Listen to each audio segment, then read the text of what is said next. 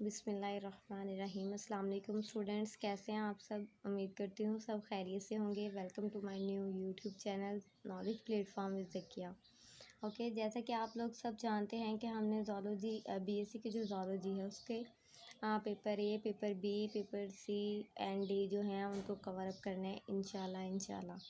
तो जो आज हम अपना फ़र्स्ट लेक्चर स्टार्ट करने जा रहे हैं वो हमारा ज़ूलॉजी पेपर ए है। ओके, उसका जो पहला चैप्टर है वो है place of zoology in science. ठीक है, इसमें हम देखेंगे कि ज़ूलॉजी की क्या प्लेस है और ज़ूलॉजी की क्या इम्पोर्टेंस है मेन जो साइंस है हमारी उसमें। ठीक है, इस चैप्टर में ऑलमोस्ट हमारे 6 टॉपिक्स बन रहे हैं, जिसमें जेनेटिक यूनिटी है, एवोल्यूशनरी वननेस एंड डाइवर्सिटी है, एनवायरनमेंट एंड वर्ल्ड रिसोर्सेज है, और ज़ूलॉजी क्या है, classification of animals and scientific method. ठीक है, ये हमारे 5 से 6 टॉपिक बन रहे हैं जो इस चैप्टर में हमने क्लियर करने हैं, और इंशाल्लाह सॉरी, उम्मीद करती हूँ आप सबको इसकी समझ भी आएगी और आप लोगों के इसके बारे में जो कॉन्सेप्ट्स भी हैं वो भी इंशाल्लाह क्लियर होंगे। चलिए हम अपने टॉपिक की तरफ आते हैं।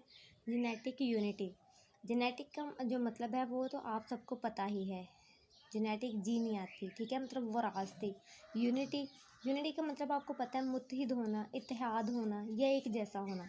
कहता है ये जो जेनेटिक यूनिटी है इससे मुराद है कि जो भी ऑर्गेनिज्म है, लिविंग थिंग, जो अर्थ पे जितने भी है, चाहे वो एनिमल्स हैं चाहे वो प्लांट्स हैं, वो जो जितने भी हैं सारे जेनेटिक मटेरियल को एक ऑर्गेनिज्म से दूसरे ऑर्गेनिज्म में ट्रांसफ़र करते हैं, और ये बिल्कुल उनका सिमिलर फिनोमेना। ठीक है, बाकी तो बहुत ज़्यादा डाइवर्सिटी है एनिमल्स में और प्लांट्स में, हमें पता है बहुत ज़्यादा, लेकिन जो इनका एक जो मतलब समझ लें कि सिमिलैरिटी है इनमें एज अ लिविंग ऑर्गेनिज्म, जिंदा जानदार होने के तौर पे, वो है जेनेटिक यूनिटी।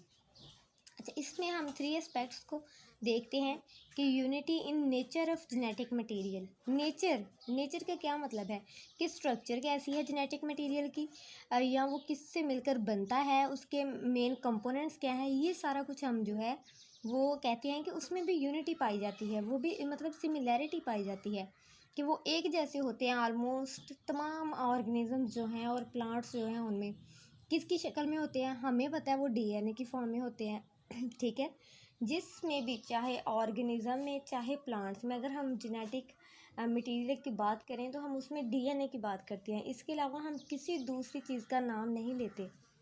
ठीक है, तो डीएनए जो है हमें पता है वो स्मॉलर यूनिट्स जीन से मिलकर बना है, और जीन्स क्या हैं, जीन्स जो हैं वो न्यूक्लियोटाइड्स हैं। ठीक है, न्यूक्लियोटाइड्स हैं जो डीएनए के ऊपर अरेंज होते हैं, और इनका काम क्या होता है, ये किसी भी ऑर्गेनिज्म के जो करैक्टरिस्टिक्स होते हैं उनको कंट्रोल करती है जीन्स। ठीक है, और उनको आइडेंटिफाई और उनको उनका डिसीजन भी जीन नहीं करना होता है कि ये जो जीन है ये किस करैक्टर के लिए है। मतलब फॉर एग्जांपल आइज़ की जीन है तो वो जीन पे ही डिपेंड करेगा, वो जीन ही डिसाइड करेगी कि आया आइज़ का कलर ब्लैक होगा या ब्राउन होगा।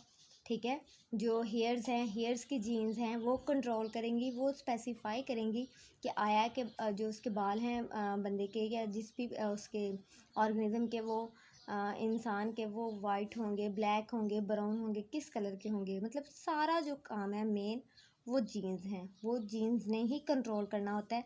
और ये सब जितनी भी लिविंग डाइवर्सिटी पाई जाती है अर्थ पे, सब का ही ये काम जीन्स ही कंट्रोल करती हैं। ओके, नेक्स्ट है unity in mode of transfer of genetic material. कहते हैं कि जेनेटिक मटेरियल का ट्रांसफ़र करने का जो तरीका है उसमें भी यूनिटी पाई जाती है, मतलब वो भी सबका सेम है। कैसे कि हमें मेंडल ने 2 लॉ दिए हुए हैं। ठीक है, 2 लॉज हमें मेंडल ने दिए हुए हैं, वो क्या हैं, law of segregation and law of independent assortment. इसमें हमें पता है कि जब एक जीन्स पे 2 अलील्स होती हैं, अलील का क्या मतलब है कि जो जीन्स की कॉपी होती हैं, तो कहते हैं कि जब गमेट्स बनते हैं तो वो इंडिपेंडेंटली असॉर्ट हो जाती हैं। एक जो अलील है वो एक गमेट में चले जाती है, दूसरी जो अलील है वो दूसरे गमेट में चली जाती है।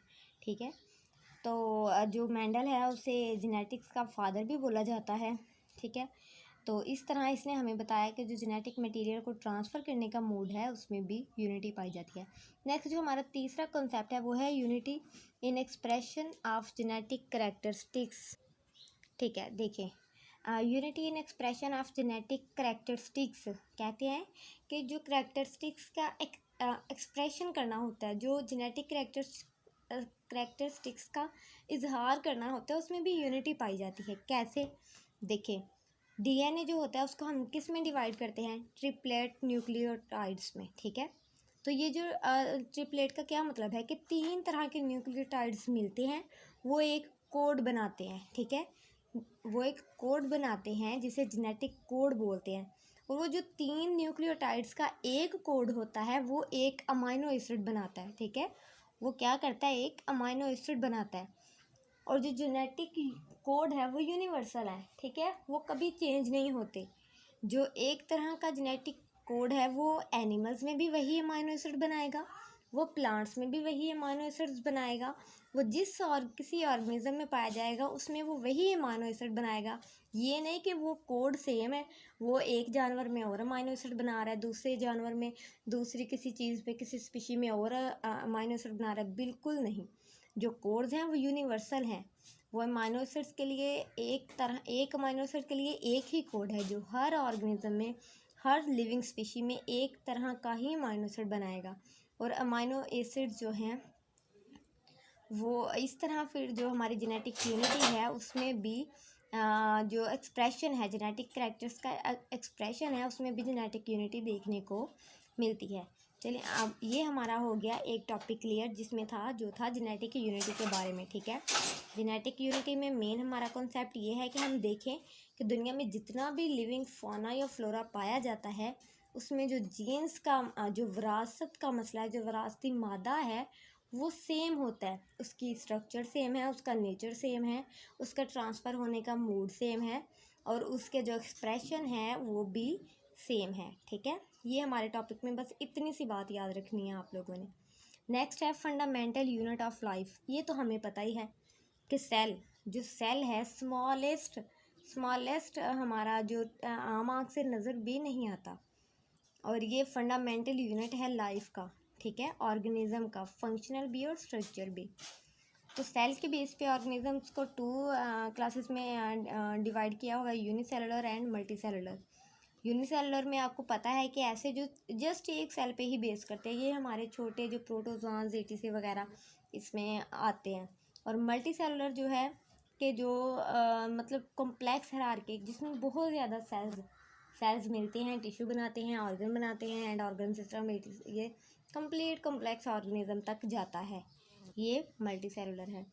इंशाल्लाह डिस्कवरी ऑफ सेल हम नेक्स्ट लेक्चर में करेंगे।